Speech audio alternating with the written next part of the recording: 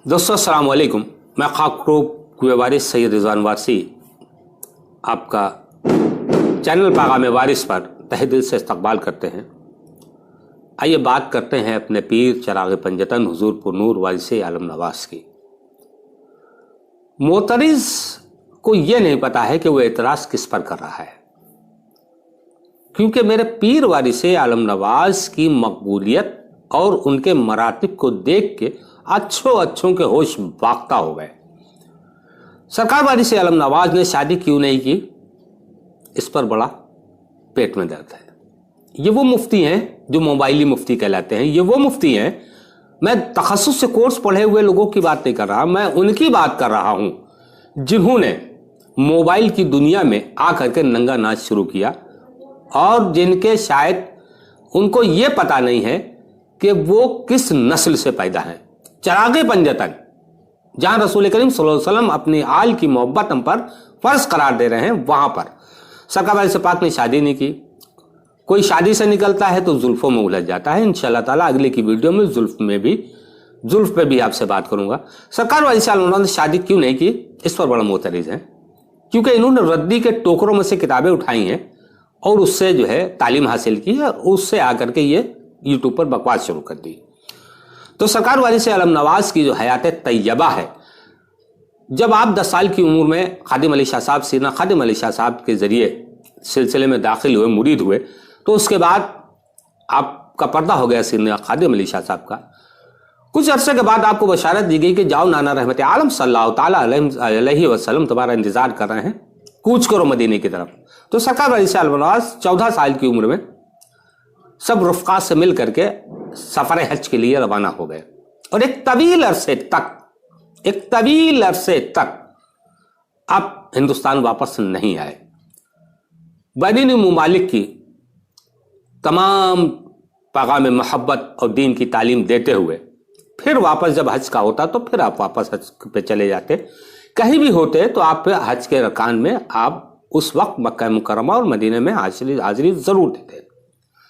तो सरकार वारिस आलम नवाज जब एक काफी अरसे के बाद जब जलवागर हुए देवा शरीफ में, तो देखा कि लोग हुजूम हो गया कि सरकार वारिस पाक चराग़ पंजतन वापस तशरीफ ले आए हैं। तो आप लोगों ने देखा कि आप उस हालत में हैं जिसे एहराम कहते हैं। तो जब एहराम में देखा तो लोगों ने कहा हुजूर अब तो हज के अरकान अदा हो गए हैं, लिहाजा इस लिबास को बदल लिया जाए। तो सरकार मुस्कुराए और फरमाते हैं कि खुदा मिलने का रास्ता यही है, तो अल्लाह की कसम अब ये एहराम हश्र तक मेरे साथ जाएगा। तो सरकार वारिस पाक ने फिर उस एहराम को अपने तन अक़दस से कभी जुदा नहीं किया।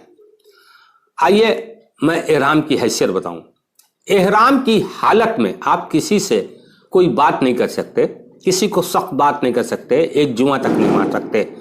तो यहां हालत एहराम में शादी कैसे की जा सकती थी, जिसकी हर सांस जिक्र इलाही में मशगूल हो, सिवा जिक्र इलाही के दूसरा कोई उसके पास वो ना हो कि वो हर सांस में अपने रब को और अपने नाना रहमत आलम सल्लल्लाहु अलैहि वसल्लम को याद करे। अब ये फतवा देने वाले, इन्होंने शायद कलाम पाक पढ़ा नहीं तो समझा नहीं है, अगर पढ़ा भी है तो समझा नहीं। आइए मैं बात करता हूं। पारा नंबर 13 आयत नंबर 273 सफ़ा 68 बाहवाले कंजुल ईमान लिल फुक़राई लज़ीना उहसरू फ़ी सबीलिल्लाहि ला यस्ततीऊना दरबन फ़िल अर्द यहसबुहुमुल जाहिलु अग़निया मिनत तअफ़्फ़ुफ़ि तारिफ़ुहुम बिसीमाहुम ला यसअलून अन्नासा इल्हाफ़ा वला तुनफ़िक़ू मिन ख़ैरिन फ़इन्नल्लाहा बिही अलीम बाहवाले कंजुल ईमान। तर्जुमा, उन फ़कीरों को जिनके लिए जो राह खुदा में रोके गए हों, जो जमीन पर चल नहीं सकते, नादान उन्हें तवंगर समझने लगे बचने के सबब से, तो उन्होंने उनकी सूरत से पहचान लेगा। लोगों से वो सवाल नहीं करते, गिड़गिड़ाना न पड़े, और जो अपने माल की खैरात करते हैं अल्लाह उसे जानता है। शान नुज़ूल, अब ये आयत नाजिल क्यों हुई? ये आयत नाजिल हुई असहाब सुफ़्फ़ा के लिए। मैं शान नुज़ूल बताता हूँ। असहाब सुफ़्फ़ा के हक़ में यह आयत नाजिल हुई। इन असहाब की तादाद तकरीबन 400 थी। मैं कुरान पेश कर रहा हूँ। यह साहब रसूल सल्लल्लाहु अलैहि वसल्लम हिजरत करके मदीना तैयबा हाजिर हुए थे। यहाँ उनका मकाम نہ مکان تھا، نہ قبیلہ، نہ کنبہ، اور نہ ہی ان حضرات نے شادی کی تھی۔